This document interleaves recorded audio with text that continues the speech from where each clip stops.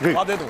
पहली बात तो व्हाट्सएप यूनिवर्सिटी का कमाल देखिए साहब, असेंबली होती है, वैल्यू एडिशन निगेटिव हो जाता है। अरे भैया ऐसा कहीं होता है? अगर कहीं पर कोई आपको असेंबल करने को देता है तो अपना प्रोडक्ट देते तो आप उस पर सर्विस चार्ज लेकर ही बेचेंगे। $1 बिलियन का हम लोगों ने एप्पल के फोन एक्सपोर्ट किए हैं असेंबल करके ही। 25% आईफोन 14 भारत में बने हैं। इसे कहते हैं व्हाट्सएप यूनिवर्सिटी या राहुल गांधी यूनिवर्सिटी, आप जो भी समझ लीजिए।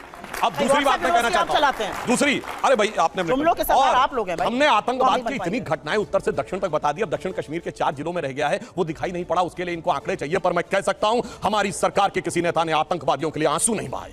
हम ये कह सकते हैं हमारे किसी नेता ने आतंकवादियों के लिए पलक पावड़े नहीं बिछाए।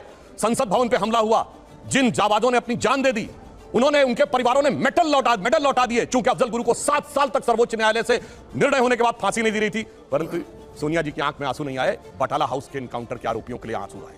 हमने किसी जाकिर नायक को शांति का मसीहा कहने वाले, इशरत जहां को बेटी कहने वाले, अफजल को हालात का मारा कहने वाले, हाफिज को साहब कहने वाले, ओसामा को जी कहने वाले, बुरहान वानी को भटका नौजवान कहने वाले आतंकवाद पे भाषण दे रहे हैं।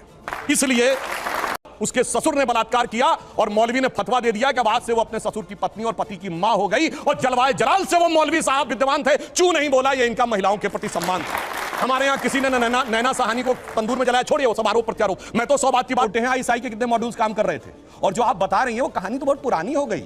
उसके बाद तो जो ठुकाई हुई कहां, उरी में, जो कुछ हुआ बालाकोट में, उसके बाद Imran Khan as prime minister of Pakistan बोले पाकिस्तान की नेशनल असेंबली में, जो हिंदुस्तान ने किया है बालाकोट में उससे ज्यादा कुछ खौफनाक ये लोग करना चाह रहे हैं।